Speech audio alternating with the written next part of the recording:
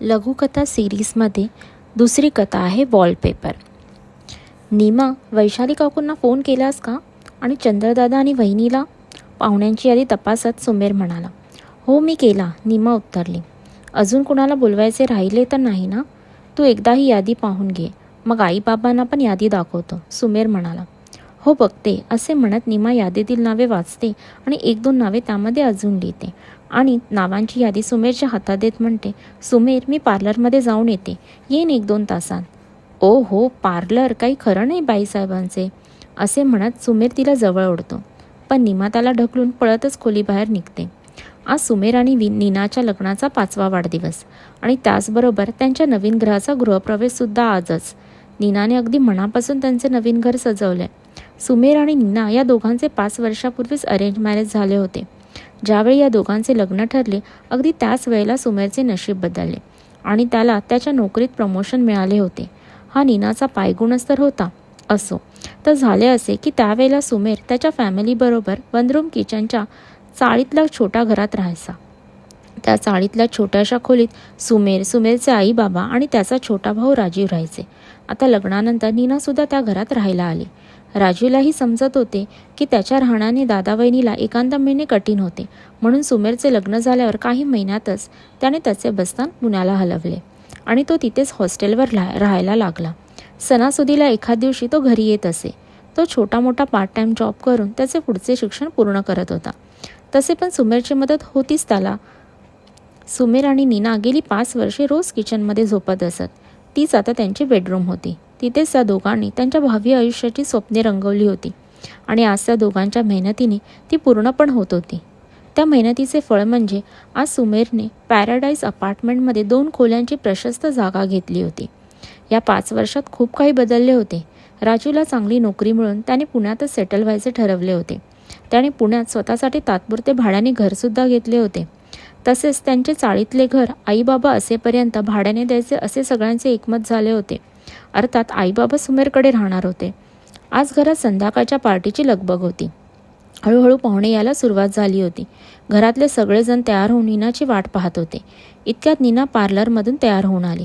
सुमेर तर तिला पाहतच राहिला. त्याला त्यांच्या लग्नाचा दिवस आठवला. इतका साज सिंगार तिने त्याच दिवशी केला होता.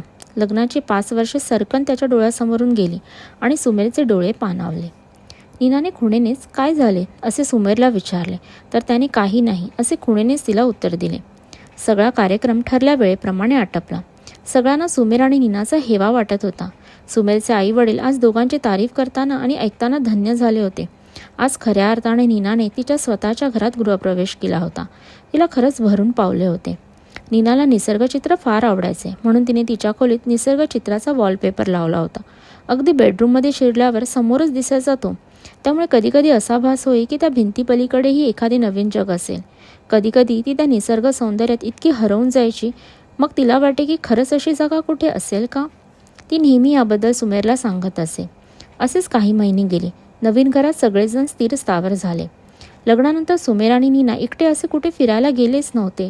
कुठे गेलेच तर कुटुंबाबरोबर, नाहीतर मित्रमैत्रिणींबरोबर एखाद्या सहलीला. नीनानेही कधी सुमेरकडे एकटे कुठे लांब फिरायला जाण्याचा हट्ट नाही केला.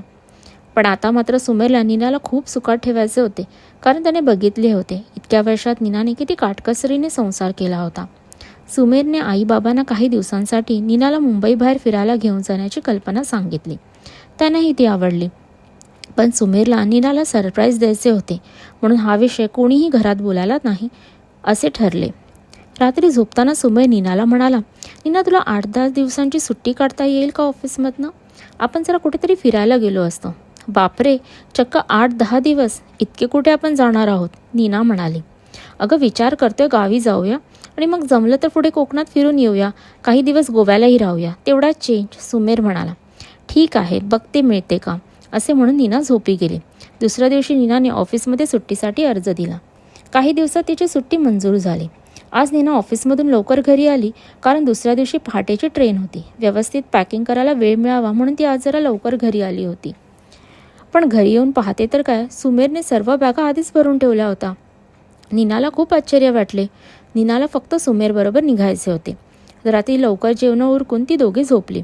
सकाळी ठरल्या वेळेप्रमाणे दोघेही आईबाबांचा निरोप घेऊन प्रवासाला निघाले. सुमेर आधीच खाली उतरला. नीनाला वाटले रिक्षा आणायला गेला असेल. ती पण त्याच्या पाठोपाठ बिल्डिंग खाली उतरली. तर समोर टॅक्सी उभी होती. सामान जास्त असल्यामुळे टॅक्सी आणली असेल असे सुमेरने नीनाला सांगितले. मग दोघेही टॅक्सीमध्ये बसले. काही वेळात नीनाच्या लक्षात आले की स्टेशन तर पाठीच राहिले. मग आपण जातोय कुठे? सुमेरने नीनाला गप्प केले आणि काही वेळात टॅक्सी विमानतळावर थांबली. नीना फार गोंधळून गेली होती. सुमेरने तिला शांत राहायला सांगितले. मग चेकिंग वगैरे सगळे झाल्यावर ते वेटिंग लॉबीमध्ये बसले. इतक्यात श्रीनगर फ्लाईटची घोषणा झाली. ती मुंबई दिल्ली श्रीनगर अशी फ्लाईट होती. श्रीनगर? नीना पुटपुटली. सुमेर मंद हसला आणि म्हणाला, हो, आपण श्रीनगरला जातोय, म्हणजेच काश्मीरला. नीनाला विश्वास बसत नव्हता. तिचा पहिला विमान प्रवास आणि तो पण काश्मीरला. खरे सरप्राईज तर पुढे होते. नीनाचा विमान प्रवास खूप मजेत गेला. सगळीकडे सफेद ढगांची चादर अंतरली होती. ते दृश्य पाहून नीना भारावून गेली. काही तासात ती दोघे श्रीनगरला पोहोचली. पण ती व्हाया फ्लाईट असल्यामुळे त्यांना पोहोचेपर्यंत संध्याकाळ झाली. सुमेरने प्रवास कंपनीकडून पॅकेज घेतल्यामुळे त्यांना न्यायला गाडी आली होती आणि त्याच गाडीने आता 7-8 दिवस ही दोघं प्रवास करणार होती. गाडी काही तासातच हॉटेलवर येऊन पोचली. प्रवासाने दोघे इतके दमले होते की जेवून ती दोघं झोपी गेली. सकाळी सुमेर लवकर उठला. नीना अजूनही झोपून होती. आज कितीतरी दिवसांनी ती इतकी शांत झोपली होती. सुमेर तिच्या निरागस चेहऱ्याकडे पाहतच राहिला. तेवढ्यात नीनाला जाग आली. सुमेरने तिला घच्च मिठीत घेतले आणि त्याने तिचे डोळे बंद केले आणि तो तिला रूमच्या बाल्कनीत घेऊन आला. मग त्याने तिचे डोळे उघडले. काही क्षणभर समोरचे दृश्य पाहून नीनाला तिच्या डोळ्यांवर विश्वासच बसत नव्हता. तिने डोळे चोळले आणि पुन्हा पाहिले. तिच्या आनंदाला पारावर नव्हता. तिच्या डोळ्यात आनंदाश्रू तरळले. तिने सुमेरला गच्च मिठी मारली. थँक्यू हा शब्द ती या क्षणासाठी खूप छोटा होता. अहो, कारण पण तसंच होतं ना. ते समोरचं दृश्य पाहून अजूनही नीनाला तिच्या बेडरूममधला वॉलपेपर पाहत असल्याचा भास होत होता. समाप्त.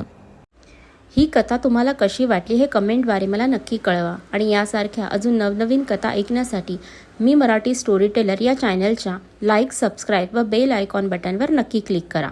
धन्यवाद.